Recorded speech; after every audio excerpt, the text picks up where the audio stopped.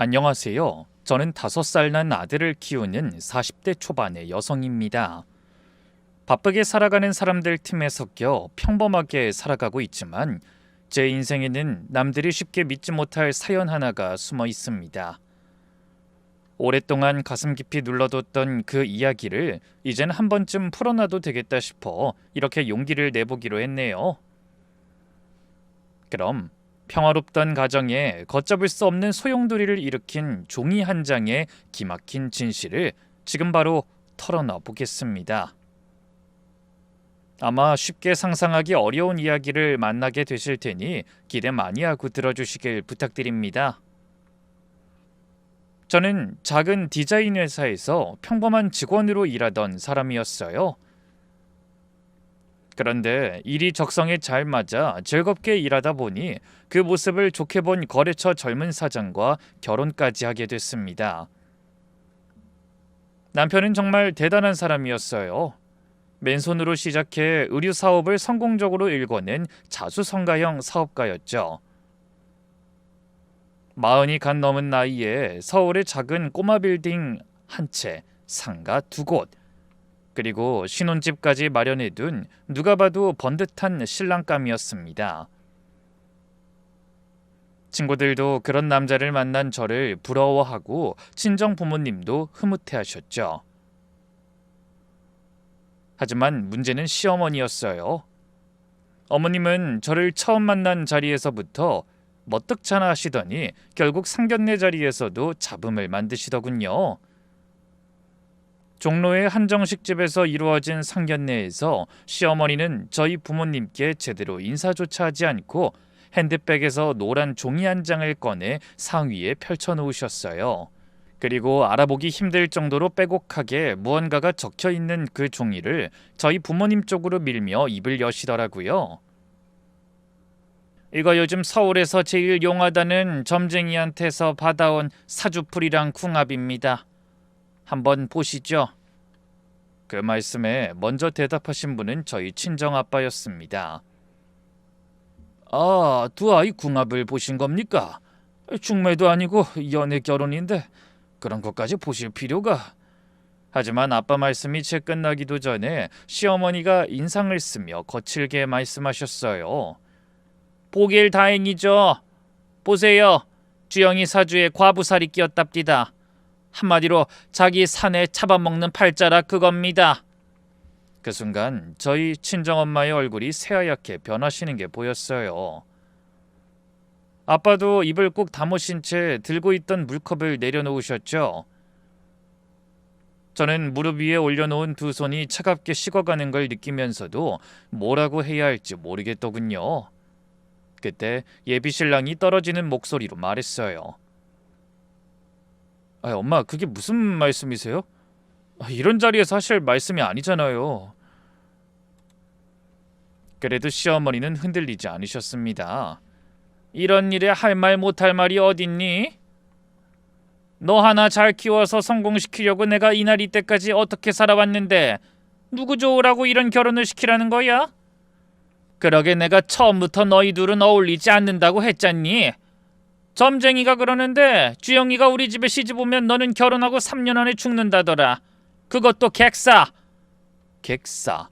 그 두 글자가 방안 공기를 무겁게 짓눌렀어요.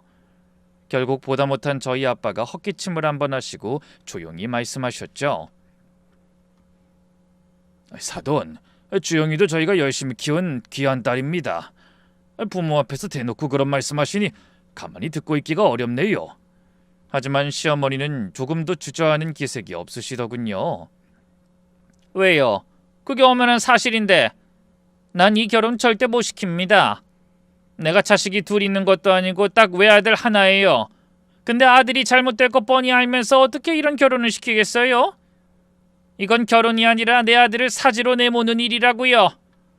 시어머니의 서슬퍼런 외침에 방 안에 차가운 정적이 흘렀습니다. 종업원도 음식을 들고 들어오려다가 대화를 들었는지 당황하더군요. 전 그때 처음으로 시아버지의 얼굴을 살폈어요. 아버님은 시어머니 옆에서 내내 묵묵히 말씀이 없으셨죠. 뭐라 말씀하실 듯 입술을 달싹이셨다가도 끝내 입을 떼지 못하시더라고요. 그래서 저도 조용히 한숨만 쉬고 있는데 남편이 다시 시어머니를 향해 입을 열었습니다. 엄마, 전 주영이 아니면 결혼 안 해요. 그 한마디에 시어머니가 눈을 커다랗게 뜨셨죠. 뭐라고? 이 사람 아니면 결혼 안 한다고요. 저 평생 엄마 말씀 잘 듣고 살았어요. 학교 다닐 땐 말할 것도 없고 성인이 된 지금까지도요. 하지만 결혼은 제 인생에서 가장 중요한 일이에요. 이번엔 절대 양보 못해요. 만약 주영이랑 결혼 못하면 전 평생 결혼 안 하고 혼자 살 거예요. 너 지금 여밀 협박하는 거냐? 협박이 아니라 부탁드리는 거예요. 제발 저 좀 한 번만 믿어주세요. 그러더니 자기 부모님 앞에 무릎까지 꿇더라고요. 그 모습을 본 시어머니의 얼굴이 심하게 일그러지셨어요. 분노인지 슬픔인지 모를 알 수 없는 표정이었죠. 그리고 한참 동안 아들을 내려다보시던 어머니가 마침내 손에 쥐고 계시던 사주풀이 종이를 와락 구기며 말씀하셨습니다. 그래, 좋아. 결혼하려면 해. 단 결혼해서 무슨 일이 생겨도 난 모른다. 후회해도 소용없단 말이야. 그러더니 자리를 박차고 일어나셨죠. 시아버지는 저희 부모님께 고개 숙여 사과하신 뒤 어머니를 따라 나가셨고, 당황한 남편은 어쩔 줄 몰라하며 머리를 양손으로 감싸쥐고 괴로워했어요. 그렇게 어색한 상견례가 끝나자 친정아빠가 저를 바라보며 짧게 한마디 물으셨습니다. 주영아, 너 이 결혼 꼭 해야겠니? 미안해 아빠. 속상하긴 한데 내가 그 사람 부모님이랑 결혼하는 건 아니잖아. 난 용석 씨랑 꼭 결혼하고 싶어. 그 사람도 너를 그만큼 좋아하는 건 맞고. 당연하지. 아까도 봤잖아. 나 아니면 평생 결혼 안 한다고 하는 거. 제 대답에 아빠가 다시 깊은 한숨을 내쉬며 말씀하셨죠. 그래, 뭐 인연이라는 게 부모가 막는다고 막을 수 있는 게 아니더라. 다만 한 가지만 명심해. 오늘 보니까 너희 시어머니 되실 분이 보통 분이 아니야. 앞으로 무슨 일 있어도 기죽지 말고 네가 잘못한 게 없으면 절대 고개 숙이지 말아라. 알겠니? 응, 아빠. 명심할게요. 그날 밤 남편한테서 전화가 왔습니다. 주영아, 아까 많이 놀랐지? 정말 미안해. 그 부모님께는 내가 직접 가서 사과드릴게. 그 두 분께도 정말 면목이 없다. 아니야, 자기 잘못 아니잖아. 내가 미리 눈치채고 좀 더 일찍 막았어야 했는데. 난 정말 괜찮으니까 너무 속 끓이지 마. 고마워, 주영아. 우리 부모님은 내가 설득할 테니까 아무 걱정하지 말고 넌 나만 믿어. 나랑 결혼하는 거 절대 후회하지 않도록 앞으로 진짜 행복하게 해줄게. 그 말을 듣다 그만 울컥한 저는 전화기를 손에 댄 채 한참을 울었습니다. 그리고 석 달 만에 저희는 결국 결혼식을 올렸어요. 결혼 후 남편은 그날의 약속을 지키려 최선을 다해서 저에게 잘해줬고 신혼생활은 꿈처럼 달콤하게 흘러갔습니다. 그이는 매일 아침 일찍 일어나 회사에 출근하기 전에 저를 위해 간단히 아침상까지 차려줬어요. 그 밥을 먹으며 저는 남편을 향해 다짐하듯 말했죠. 자기야, 나랑 결혼해줘서 정말 고마워. 나도 당신한테 아내로서 최선을 다하고 우리 가족 평생 행복할 수 있도록 노력할게. 그러자 갑자기 남편이 눈시울까지 붉히며 손을 꼭 잡더군요. 그렇게 행복해서인지 남편의 회사도 잘 굴러갔어요. 시어머니가 봐오신 점괘와는 다르게 오히려 그해 매출이 껑충 뛰었죠. 그래서 남편이 더 바빠졌고 저는 하던 일을 그만두고 그런 남편을 내조하며 아이를 갖기 위해 건강을 돌봤습니다. 그러다 몇 달 만에 기다리던 아이 소식을 들은 남편은 뛸 듯이 기뻐하며 저를 부둥켜 안고 말했어요. 주영아, 고마워. 우리 이 아이 건강하게 잘 키워보자. 당신 닮은 딸이어도 좋고 나 닮은 아들이어도 좋을 것 같아. 아휴, 애 얼굴 궁금해서 어떻게 기다리지? 전 그런 남편을 향해 웃으며 대답했죠. 당신도 건강 조심해. 이제 엄연히 아이까지 둔 가장이니까. 알았지? 걱정하지 마. 내가 얼마나 건강한진 당신이 더 잘 알잖아. 앞으로도 운동 열심히 해서 당신이랑 우리 아기 천년만년 지켜줘야지. 그렇게 자신하며 환하게 웃었죠. 당연히 저도 그 말을 믿었습니다. 남편은 너무나 젊고 술, 담배도 거의 하지 않는 사람이었으니까요. 하지만 사람 일은 한치 앞을 알 수 없고 불행은 앞에서 오는 게 아니라 조용히 따라와 뒤통수를 친다는 걸 저는 그때 처음으로 알게 됐습니다. 결혼 2주년과 제 출산이 코앞으로 다가온 어느 날 비가 심상치 않게 내리는데 하필 남편이 지방 출장을 떠나게 됐어요. 거래처 공장 점검차 충청도까지 다녀온다고 하더군요. 저는 걱정되는 마음에 몇 번이나 당부했습니다. 여보, 비 오는데 운전 조심해서 가. 걱정하지 마. 천천히 다닐게. 너무 늦지 않게 돌아올 거야. 그러고는 손을 흔들며 나가던 모습이 아직도 눈에 선합니다. 엘리베이터가 닫히기 직전에 한 번 더 저를 돌아보며 웃어 보이던 얼굴도 떠오르네요. 저도 손을 들고 웃으며 인사했습니다. 그게 제가 본 남편의 마지막 모습이 될 줄은 꿈에도 생각하지 못한 채로 말이죠. 그날 일찍 올 거라던 남편이 돌아오지 않고 자정이 지났을 때 거실 탁자 위에 놓아둔 전화기가 요란하게 울렸습니다. 저는 불안한 마음에 얼른 전화를 받았어요. 여보세요? 어디시죠? 경찰입니다. 이 전화기 주인 가족분 되시죠? 지금 바로 병원으로 좀 와주셔야겠습니다. 사고가 났는데. 낯선 남자의 생각지도 못한 한마디에 저는 아무 대답도 하지 못했습니다. 지금까지도 그날 밤의 기억은 흐릿하게만 떠올라요. 사람이 너무 큰 충격을 받으면 머리가 새하얗게 비어버리는 것 같더라고요. 그 전화를 받은 뒤 저는 만삭의 몸을 이끌고 택시를 잡아탄 채 충청도에 있는 병원으로 향했습니다. 가는 내내 택시 안에서 빌고 또 빌었죠. 제발 큰 사고만 아니게 해주세요. 살짝 다친 정도이게 제발 부탁드립니다. 하지만 병원에 도착해 경찰의 얼굴을 마주한 순간 전 그 자리에서 그대로 주저앉고 말았습니다. 빗길에 차량이 미끄러지면서 가드레일을 들이받고 그 운전자분이 그 자리에서 사망하셨습니다. 믿을 수 없는 경찰의 말에 온몸이 부들부들 떨려왔지만 막상 눈물은 나지 않았어요. 너무 놀라고 정신이 없어 믿기지 않았거든요. 아침에 웃으며 나간 남편이 이 세상 사람이 아니라는 말을 어떻게 믿겠어요? 아이도 놀랐는지 자꾸 뱃속에서 발길질을 했습니다. 전 그렇게 멍한 상태로 병실이 아닌 영안실로 안내받았어요. 차가운 공기 속에 더 차갑게 식은 남편이 누워있더군요. 흰 천이 덮인 침대 한쪽 끝으로 남편의 손이 살짝 나와 있었습니다. 그 손에 끼워져 있던 결혼 반지, 제가 직접 골라서 끼워줬던 그 반지가 형광등 불빛에 반짝이고 있었어요. 저는 남편의 손을 잡아보고 싶다는 생각에 저도 모르게 손을 내밀었습니다. 헌데 그 순간 갑자기 옆에서 시어머니가 달려들며 제 머리채를 잡으셨어요. 알고 보니 남편 핸드폰 마지막 통화가 시어머니라 경찰이 저보다 시어머니에게 먼저 연락을 했더라고요. 그런데 주무시느라 전화를 받지 않자 저에게도 연락했던 거죠. 뒤늦게 부재중 전화를 보고 연락해 아들의 사고 소식을 들은 시어머니도 한달음에 그곳으로 달려오셨고 영안실에 서 있는 절 보자 냅다 머리채를 잡으신 거죠. 내가 이럴 줄 알았어. 네가 결국 내 아들을 잡아먹은 거야. 어머니, 저는 입 닥쳐.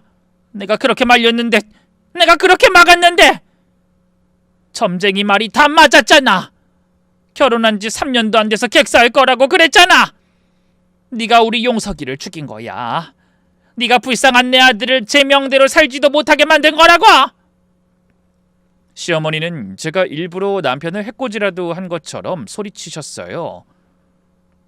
저는 갑작스럽게 남편을 잃은 충격과 공포로 정신이 없어 시어머니에게 말대답 한 번 하지 못했습니다. 장례를 준비할 동안에도 마찬가지였어요. 어머니가 어찌나 펄쩍 뛰시는지 그 곁에 다가갈 엄두조차 낼 수가 없어 울기만 했죠. 제가 엄연히 남편의 법적인 배우자인데 한 번도 나서지 못한 거예요. 그래도 저는 어머니가 반기지 않으실 걸 알면서도 만삭의 몸을 이끌고 빈소로 찾아갔어요.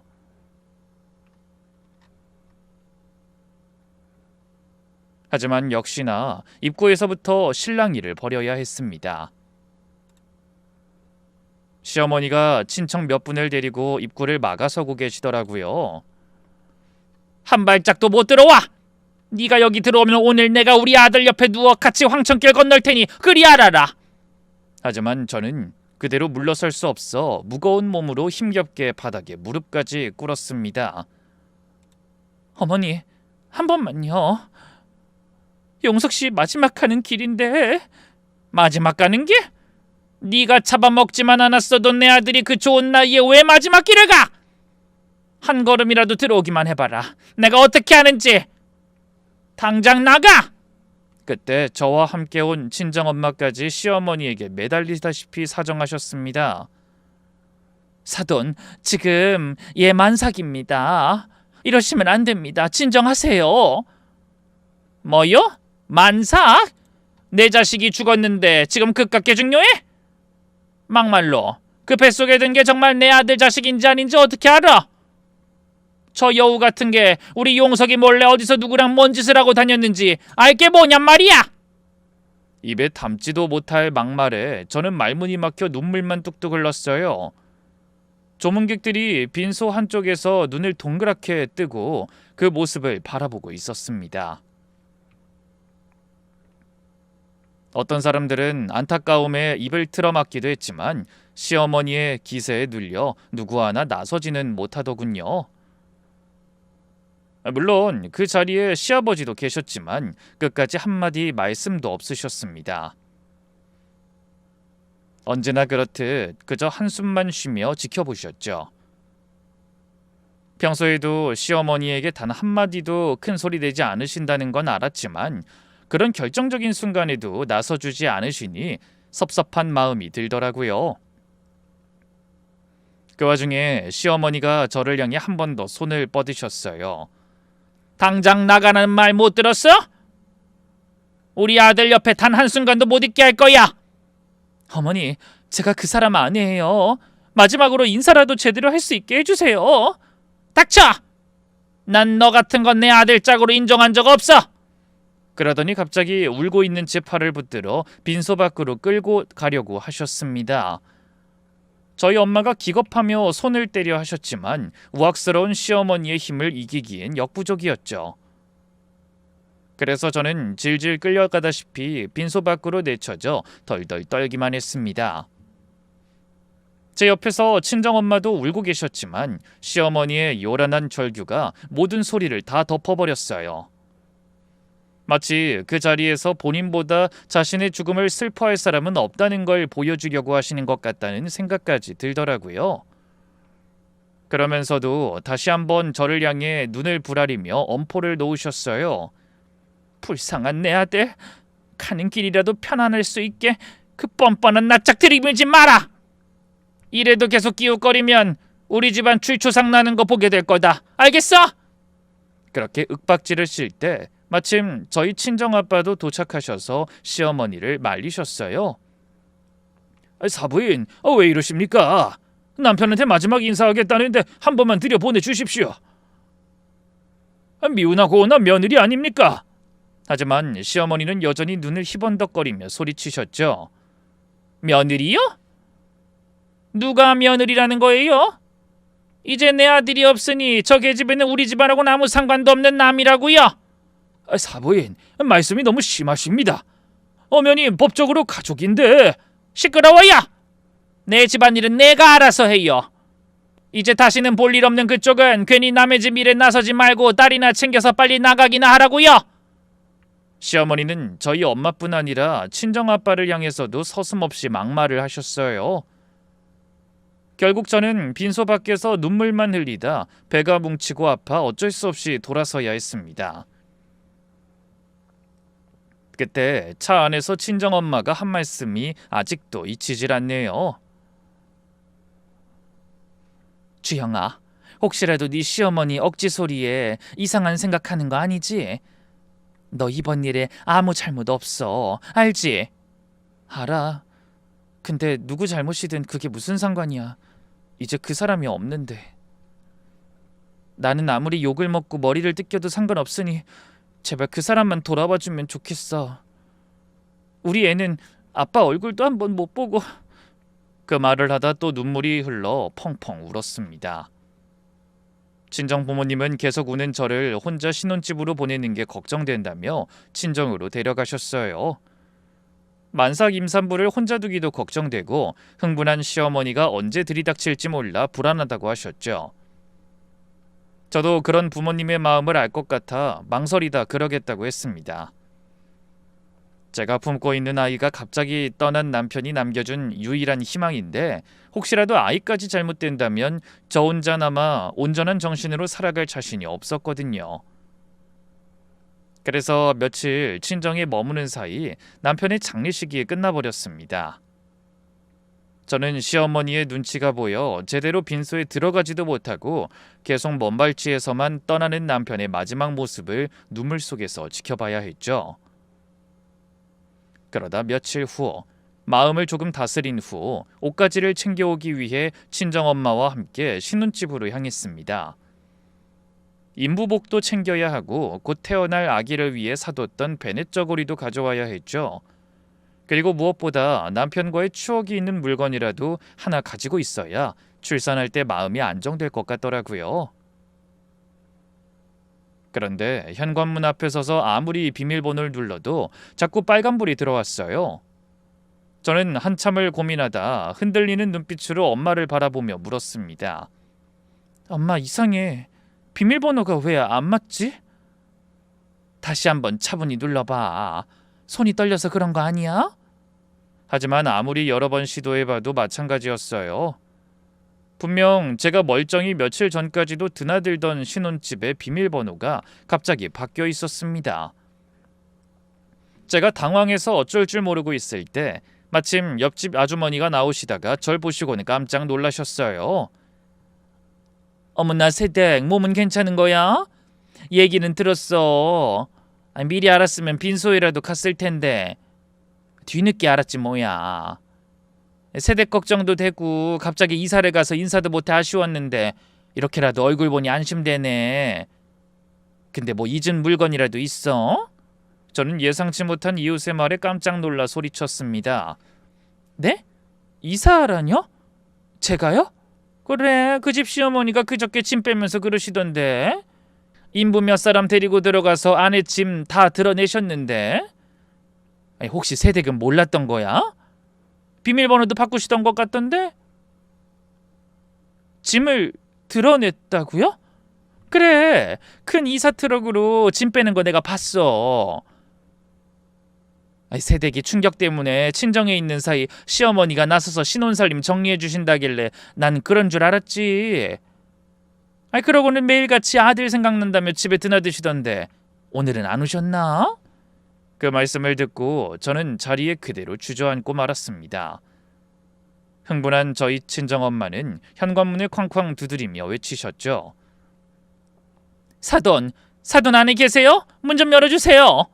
그러자 한참 만에 정말 집안에서 시어머니의 냉정한 목소리가 들렸습니다. 왜 이리 소란이야? 여긴 이젠 네 집이 아니야.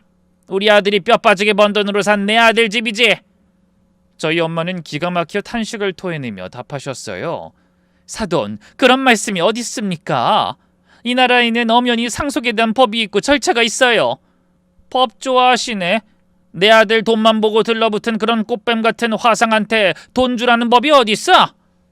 어디서 누구 자식인지도 모를 애 데리고 와서 우리 손주라고 우길 게 분명한데. 저는 거듭된 충격으로 차가운 바닥에 주저앉은 채 한참을 울었습니다. 남편과의 추억이 가득한 집에 발도 들이지 못하게 된 현실이 너무나 기막혔어요. 결국 그날 저는 옷가지 하나, 사진 한 장도 챙기지 못하고 친정으로 돌아와야 했습니다. 시어머니가 신혼살림을 어디로 보내셨는지도 끝까지 말씀해주지 않으셨거든요. 헌데 그날 새벽 잠 못 들고 뒤척이던 저에게 갑작스런 진통이 찾아왔습니다. 엄마, 나 배가 너무 아파. 뭐? 아직 예정일이 한 달이나 남았는데. 놀란 부모님이 곧장 119를 부르셨어요. 병원에 도착했을 때 의사가 다급한 목소리로 소리치듯 말하는 게 들리더군요. 이미 양소가 터졌어요. 아이가 너무 작아서 낳자마자 바로 인큐베이터로 들어가야 합니다. 사모님도 지금 혈압이 너무 높아서 위험하고 당장 응급수술이 필요합니다. 그런 의사의 말이 끝나자 울먹이며 소리치는 아빠의 목소리도 들렸죠. 당장 수술해 주세요. 제발 저희 애들 좀 살려주십시오. 아빠의 절규에 가까운 그 목소리를 들으며 저는 그만 까무룩 정신을 놓고 말았습니다. 그리고 얼마나 시간이 지났을까요?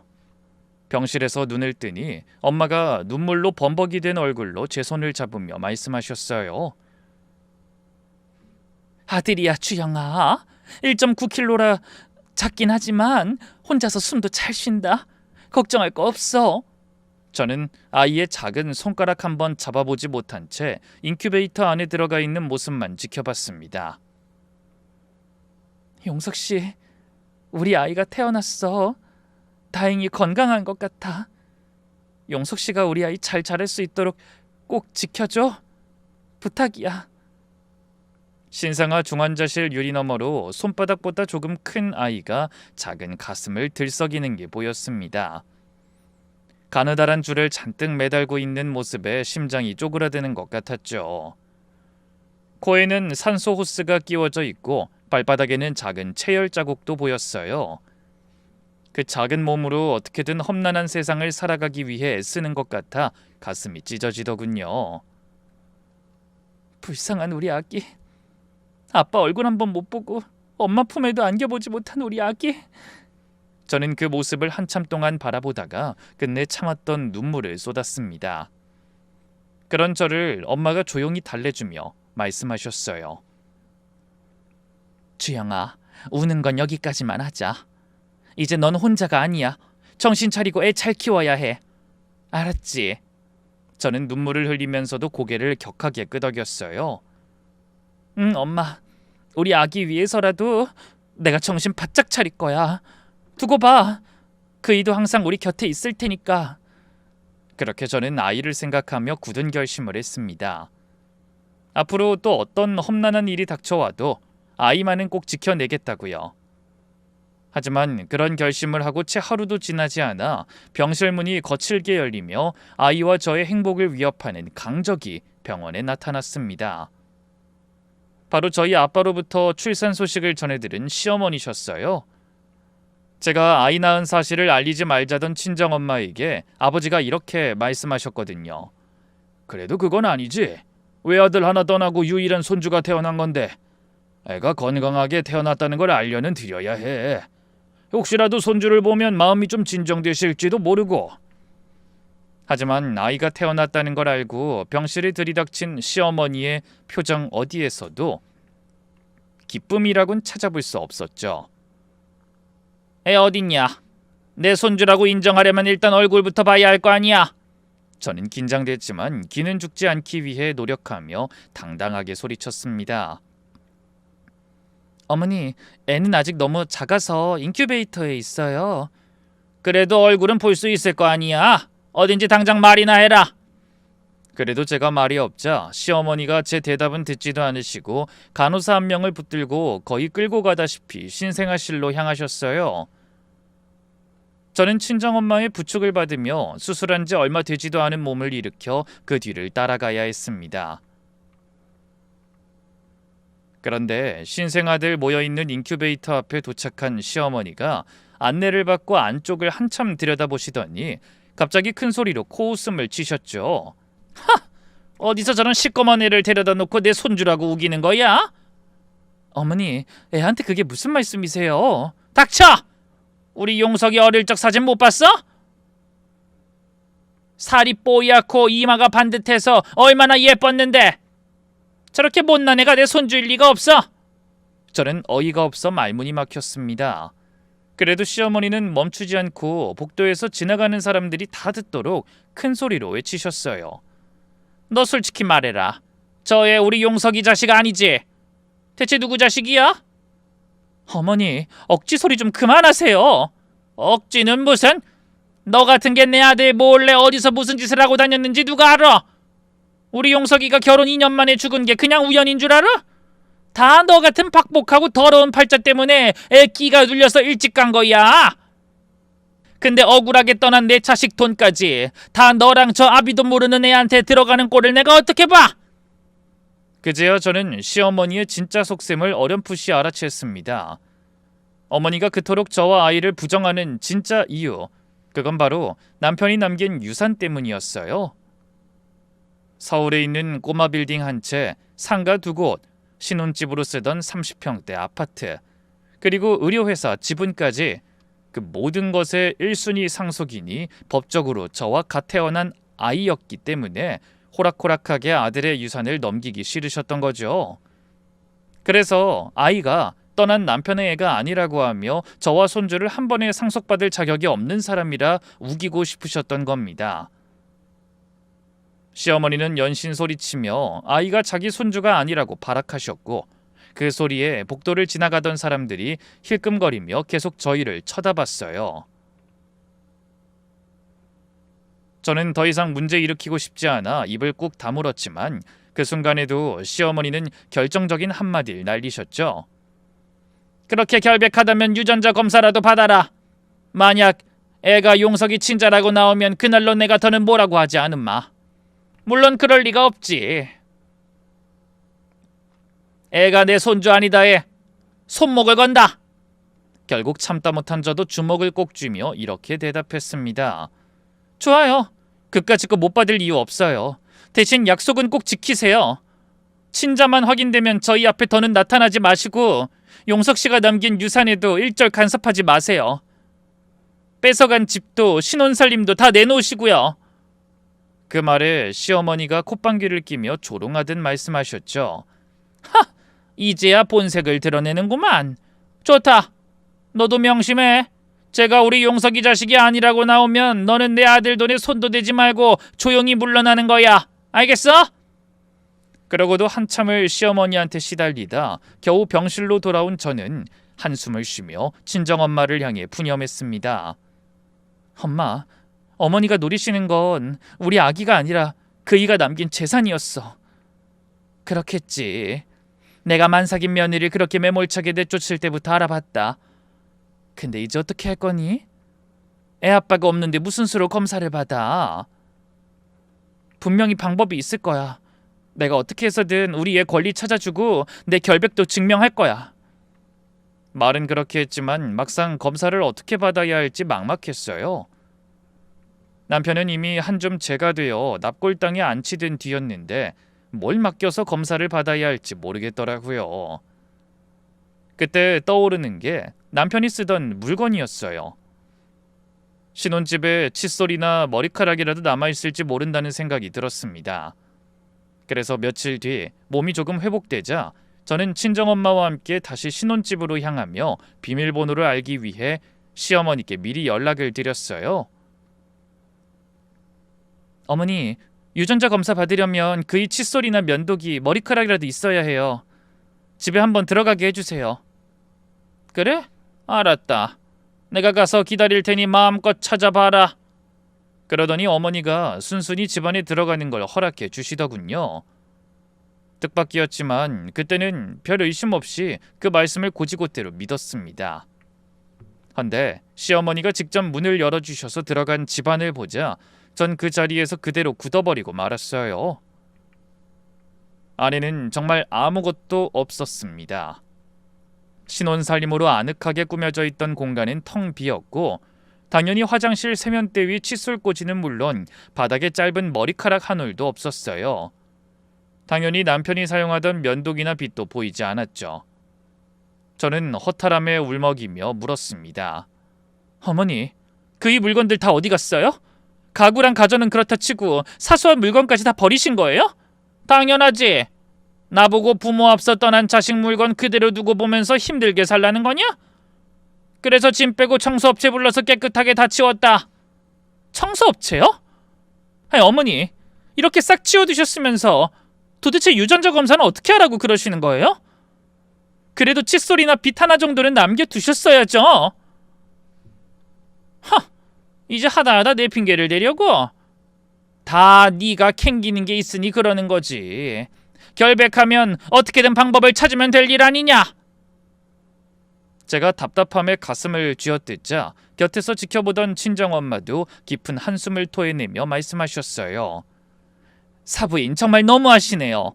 검사하라고 그렇게 찌긋찌긋하게 괴롭히시더니 막상 왜 검사를 못하게 만들어 놓으셨어요? 대체 뭘 어떻게 하라고요? 못하게 만들긴 누가? 생사람 잡지 말아요. 아무리 청소를 했어도 잘 찾아보면 뭐라도 있을 테니 엄한 사람 붙잡고 원망할 시간에 방법을 찾으란 말이에요. 그제야 저는 깨달았습니다. 시어머니는 말로는 검사 받으라고 큰소리 치시면서 실제로는 검사 자체가 불가능하도록 집안에서 아들의 모든 흔적을 모조리 지워놓으신 겁니다.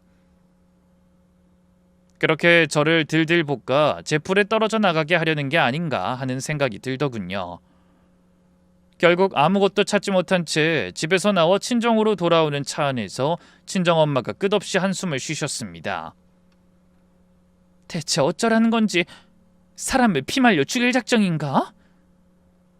엄마 진정해. 어떻게든 방법이 있을 거야. 하지만 그 방법을 찾아보기도 전에 다음 날부터 바로 시어머니의 본격적인 압박이 시작됐습니다. 매일같이 저희 친정으로 찾아와 말도 안 되는 억지를 부리신 거죠.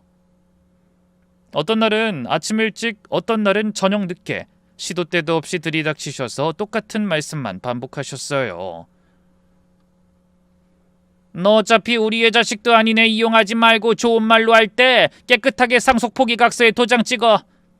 안 그럼 평생 송사에 시달리게 만들 테니. 어머니, 아직 검사도 안 했는데 무슨 그런 말씀을 하세요? 그까지 검사를 꼭 해봐야 해? 내가 척 보면 안다니까? 네가 낳은 애는 내 손주일 리가 없다고. 어차피 머리카락 한 올 남지 않아서 증명도 못하잖아. 그러니 깨끗하게 포기하란 말이야. 그렇게 매일같이 찾아와 소리치시는 통에 저뿐만 아니라 친정 부모님까지 시달리셔야 했습니다. 친정아빠는 시어머니가 찾아오시는 날이면 외출도 못하시고 집을 지키셨고, 친정엄마는 신경성 두통으로 약을 달고 사셨어요. 그런 상황에 저 역시 제대로 된 산후조리를 할 수 없었죠. 그 와중에도 저는 매일 병원에 가서 아이 얼굴을 들여다보고 유축해서 가져간 모유를 전달했습니다. 그것 말고는 제가 아이를 위해 해줄 수 있는 게 아무것도 없었으니까요. 그러는 사이 시어머니의 행패는 날로 심해지고 결국 견디다 못한 친정아빠가 거실에 저를 앉혀놓고 진지하게 말씀하셨어요. 주영아, 이대로는 안 되겠다. 우리도 변호사를 한번 만나보자. 벌써 이게 몇 달째냐? 갓 태어난 애가 100일이 가까워지도록 이렇게 시달림을 당하고 있잖니. 변호사요? 그래, 아빠 지인 중에 가사사건 전문 변호사가 있어. 한번 만나서 상의해보는 게 어떻겠니? 이건 우리끼리 풀 수 있는 문제가 아닌 것 같다. 기다린다고 해결될 일이 아니야. 그래서 저는 그 결정에 따르기로 하고 아들이 인큐베이터에서 막 나와 처음으로 제품에 안기던 그날, 아기를 엄마에게 맡기고 친정아빠와 함께 변호사 사무실에 찾아갔습니다. 50대 후반의 점잖은 변호사님이 제 사정을 한참 들으시더니 차분하게 입을 여셨어요. 우선 한 가지 말씀드릴게요. 상속 포기는 사망일로부터 3개월 안에 법원에 신고해야 합니다. 그러니 그쪽에서 앞으로 더욱 지독하게 나올 거예요. 얼마 남지 않은 시간 안에 결판을 봐야 하니까요. 알고 있어요. 근데 검체로 쓸 남편 유품까지 시어머니께서 다 치우셔서. 그렇게는 어차피 검사가 불가능하니 다른 방법을 써야 합니다. 네? 다른 방법이라뇨? 변호사님이 잠시 뜸을 들이시더니 천천히 제가 잘 알아들을 수 있도록 또박또박 말씀하셨어요. 남편분은 사망하셨지만 조부모가 생존해 계시니 그분들에게 아이가 친손자라는 걸 증명하면 됩니다. 시부모님의 DNA만 있으면 아이가 친손주가 맞는지 99% 이상의 정확도로 확인할 수 있어요. 아, 그런 것도 가능해요? 그럼 시부모님께 부탁드려야 하는데 그 어머니가 응하실 리가 없는데. 네, 그 시어머님은 분명 반대하실 테니 시아버님을 따로 설득하시는 게 좋을 것 같습니다. 그 검사 결과 안장이면 더 이상 시어머니가 친손주 아니라는 이유로 상속을 포기하라고 강요하지 못하실 거예요. 그 말씀에 저는 어둠 속에서 한 줄기 빛을 보는 것 같았어요. 하지만 막상 시아버지를 설득할 생각을 하니 엄두가 나지 않았습니다. 평생 어머니 편에서 묵묵히 말씀이 없던 분이신데 저를 도와주려 하실지 자신이 없었죠. 하지만 그때는 그것 말고는 다른 방법이 없는 게 현실이었어요. 그래서 일단 고개를 끄덕였습니다. 네, 변호사님. 시어머님 모르게 아버님께만 잘 부탁드려 보겠습니다. 그리고 변호사 사무실을 나오는 길에 핸드폰을 열어 한눈에 보기에도 남편과 꼭 닮은 아기 사진을 바라보며 다짐했어요. 이렇게 척 봐도 아빠랑 붕어빵인 애를 남의 자식이라니. 절대 이대로 당하고만 있진 않을 거야. 아가야, 엄마가 널 꼭 지켜줄게. 아빠가 남기고 간 거 한 푼도 빠짐없이 널 위해 쓸 수 있도록 노력할 거야. 엄마가 약속해. 그런 생각을 하며 이를 악물었지만 아직 넘어야 할 산이 있었어요. 바로 말수적고 애처가인 시아버지를 만나러 가는 일이었습니다. 평소에도 살갑게 얘기 나눌 기회가 별로 없었던 분과 단둘이 만나 은밀하게 준비해야 하는 상황이라 마음의 부담이 크더군요. 하지만 그것 말고는 진실을 밝힐 다른 방법이 없어 어쩔 수 없이 마음을 다잡았습니다. 다음 날 저는 시아버지를 따로 뵙기 위해 어떻게 해야 좋을지 한참을 고민했어요. 그러다 아버님이 매일 아침에 종이 신문을 들고 아파트 단지 옆 공원에 앉아 시간을 보내신다는 게 생각났습니다. 아버님은 평생을 공무원으로 일하시던 버릇이 있어서 그런지 무척 규칙적으로 생활하시는 분이셨거든요. 신문을 들고 아침 산책을 나가셨다 공원에 앉아 읽고 돌아오는 게 퇴직하고 나서의 한결같은 일과라고 하셨어요. 그래서 제발 그 버릇이 여전하시길 기도하며 간절한 마음으로 아침 일찍 시댁 아파트 단지 옆 공원으로 찾아갔습니다. 헌데 다행히도 아버님이 혼자 벤치에 앉아 신문을 읽고 계시는 모습이 눈에 들어왔어요. 제가 100일 앞둔 아이를 안고 시아버지 앞에 서자 저를 본 아버님이 깜짝 놀라셨죠. 아니 얘야, 아침은 쌀쌀한데 그 어린애를 데리고 나왔니? 어서 집으로 들어가자. 하지만 저는 손사래를 치며 대답했어요.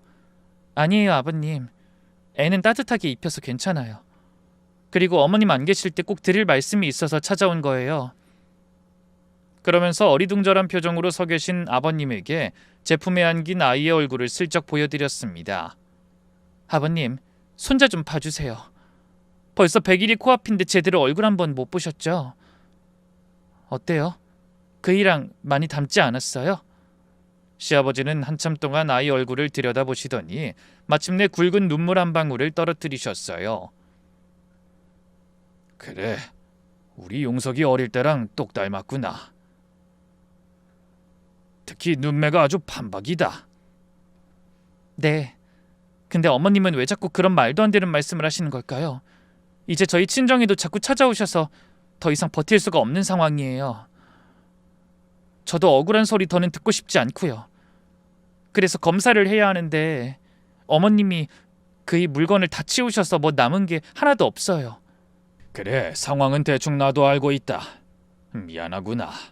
알면서도 내가 도움을 못 주고. 아니에요, 아버님. 어머니랑 의견 대립하는 거 원하지 않으신다는 거 잘 알고 있어요.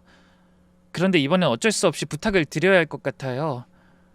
그이가 없어도 조부모랑 친손주가 검사하면 핏줄인 걸 확인할 수 있나 봐요. 그러니까 아버님이 어머니 모르게 딱 한 번만 검사 받아주세요. 뭐? 내가? 네. 어머님은 무턱대고 아이가 용석 씨 애가 아니라고만 하시면서 정작 검사는 방해하시니까 정말 미치겠어요. 용석 씨도 분명 이런 상황 원하지 않을 거라고 생각해요. 아버님, 딱 한 번만 도와주세요. 부탁드려요. 하지만 저의 눈물 어린 부탁에도 아버님은 한동안 말씀이 없으셨어요. 그러더니 오랜 고민 끝에 깊은 한숨을 내쉬며 입을 여셨습니다. 그래, 검사 받자. 내가 너희 시어머니 성질을 건드리지 않으려고 그동안 모른 척했는데 하나뿐인 내 손자를 모른 척할 수는 없지. 정말이세요? 감사합니다. 정말 감사합니다, 아버님. 저는 눈물을 뚝뚝 흘리며 미리 준비해온 면봉을 건네드렸어요.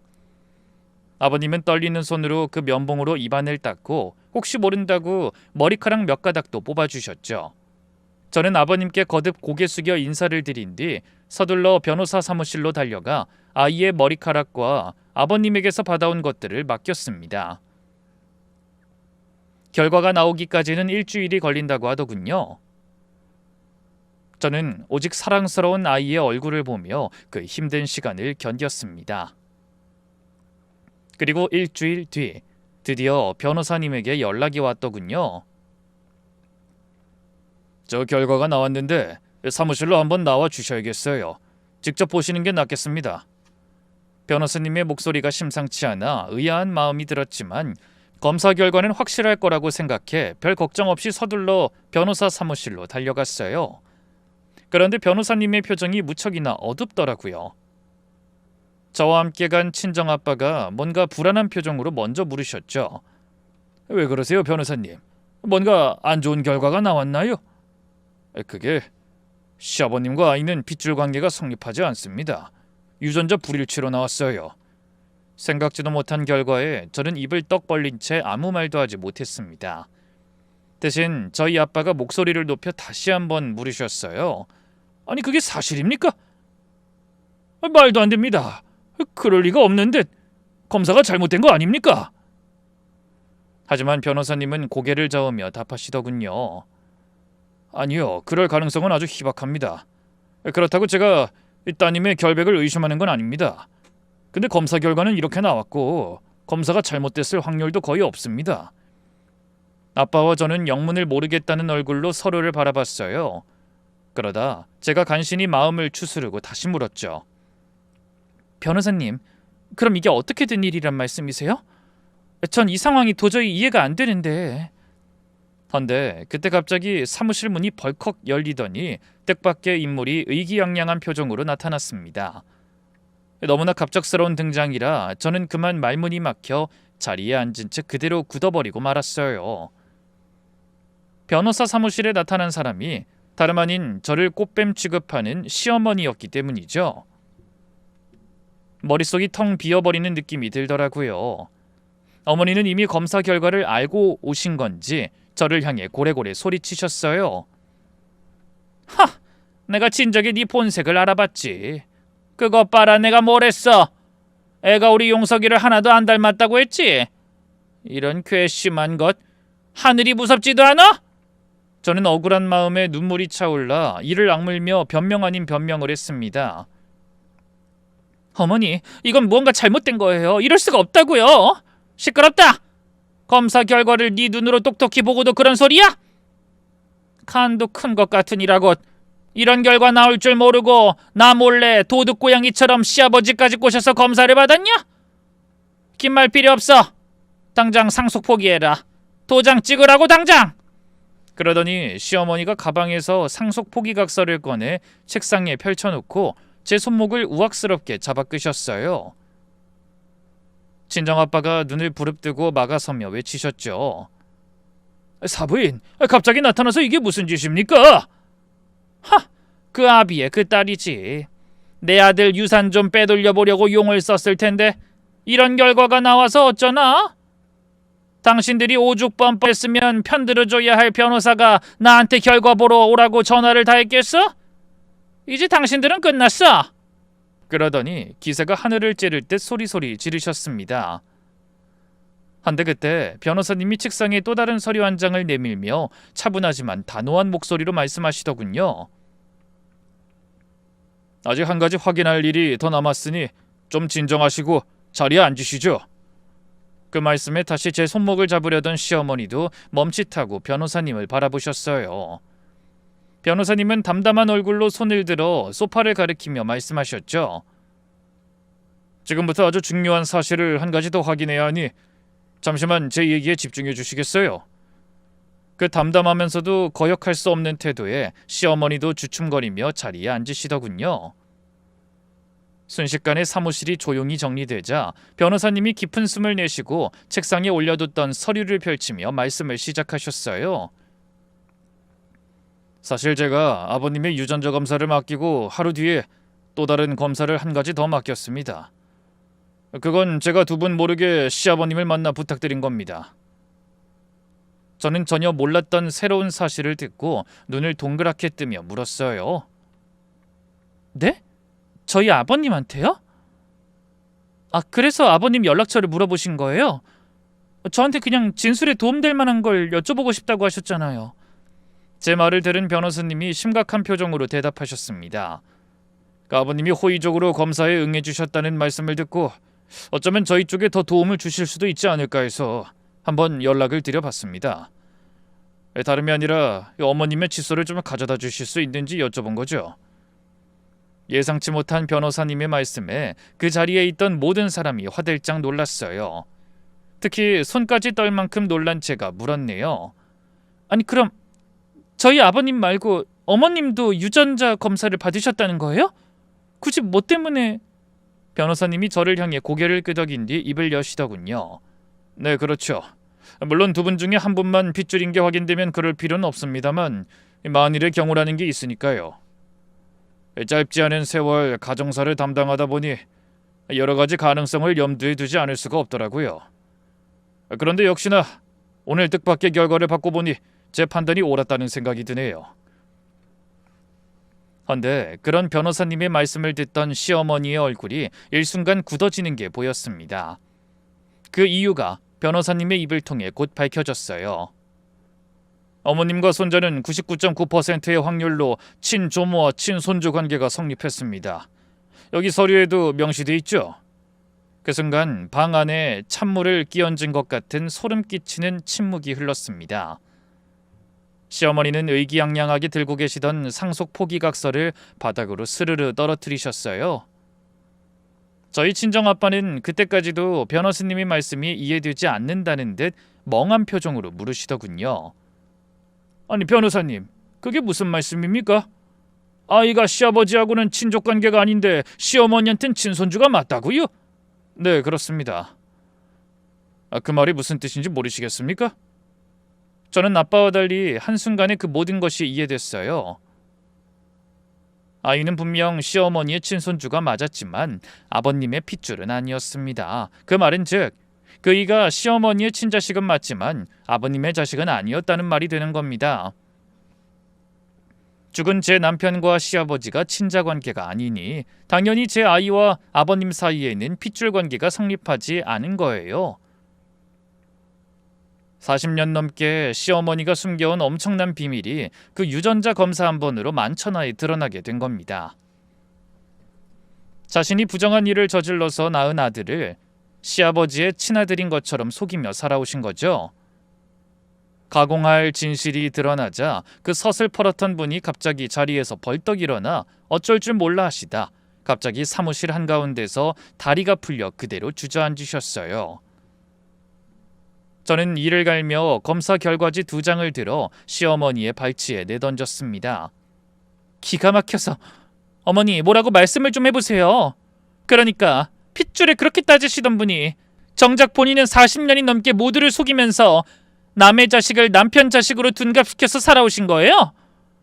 그래놓고 절 그렇게 못 잡아먹어서 안달하신 거냐고요? 어머니가 그런 짓을 하셨으니 다른 여자들도 다 그렇게 사는 줄 아셨어요? 그런 제 말에 시어머니는 큰 소리 한 번 내지 못하고 온몸을 부들부들 떨며 중얼거리시더군요. 그만해라, 그만해. 이건 다 조작이야. 난 아니야. 바로 그때 사무실 문이 천천히 열리더니 그 자리에 시아버지가 서 계셨습니다. 저는 너무 놀라서 귀신이라도 본 듯 소리쳤어요. 아버님, 언제부터 거기 계셨어요? 아까부터. 변호사님이 오늘 검사 결과가 나온다고 하길래 궁금해서 와봤다. 그러더니 아버님이 허탈한 표정으로 바닥에 주저앉아 부들부들 떨고 있는 시어머니를 내려다보며 천천히 입을 여셨어요. 40년이 넘었어. 그 오랜 시간을 나는 용석이가 내 자식이 아니라고는 한 번도 생각해 본 적이 없었어. 근데 어떻게 이런 일이? 입이 있으면 뭐라고 말을 좀 해봐! 하지만 어머니는 손바닥으로 입을 틀어막은 채 아무 말씀도 하지 못하셨습니다. 입이 10개라도 할 말이 없으신 게 당연했죠. 아버님이 그동안 얼마나 애처가로 시어머니 심기 건드리지 않고 살아오셨는진 누구보다 제가 잘 알고 있었으니까요. 어머니는 어떻게든 변명이 하고 싶은 눈치였지만 너무나 엄청난 진실 앞에 말문이 막히신 것 같았어요. 여보, 그런 게 아니라 나도 몰랐어요. 나도 용석이가 당신 아들인 줄 알고 정말 딱 한 번 실수한 것뿐이었어요. 정말이에요. 됐어. 더 이상 듣고 싶지 않아. 아버님은 딱 그 한마디 남기고 뒤돌아 사무실을 나가셨습니다. 아무리 생각해도 어이없고 황당한 일이었어요. 멀쩡한 제 자식이 남편의 아이가 아니라고 큰소리치던 시어머니의 실체가 너무나 엄청나더군요. 본인은 그런 짓을 저질러 놓고 어떻게 제 앞에서 손목을 걸겠다며 펄펄 뛰었는지 놀랍기 그지없었습니다.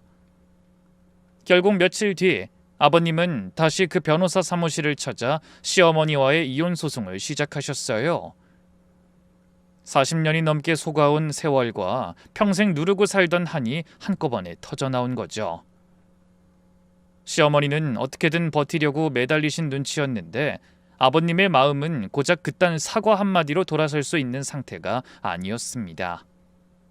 그래서 어머니는 코앞에 닥친 자신의 이혼을 막으려 애쓰느라 저와 아이에게 참견할 여력도 없으신 모양이었어요. 결국 한참 후에 남편이 남긴 모든 유산은 무사히 저와 아이에게로 넘어왔습니다. 반면에 멀쩡한 저를 남편 잡아먹고 바람까지 피운 여자로 매도하던 시어머니는 다 늙은 나이에 황혼 이혼 당하고 시골로 내려가 쓸쓸한 노년을 맞이하게 되셨어요. 점쟁이에게 홀려 저와 남편의 결혼을 그렇게 반대하셨으면서 정작 그 용하다는 점쟁이가 어머님 앞에 닥칠 불행은 점쳐주지 못한 것 같더라고요. 그런 일이 있고 몇 해가 지나 벌써 저희 아들이 5살이 되었습니다. 저는 친정에 머무르며 부모님의 도움을 받아 아이를 키우면서 남편이 남기고 간 회사를 직접 꾸려나가고 있고요. 비록 아이는 아빠 얼굴을 한 번도 못 봤지만 사진 속 얼굴을 손으로 짚으며 매일같이 인사를 건넨답니다. 그 모습을 볼 때마다 마음 한구석이 시리지만 그래도 나중에 남편에게 큰소리 치려면 열심히 살아야 한다는 생각으로 매일 최선을 다해 살아가고 있습니다. 그럼 여러분도 부디 보람과 행복으로 꽉 찬 하루 보내시길 바라며 저는 이만 인사드릴게요. 모두 건강하세요. 감사합니다.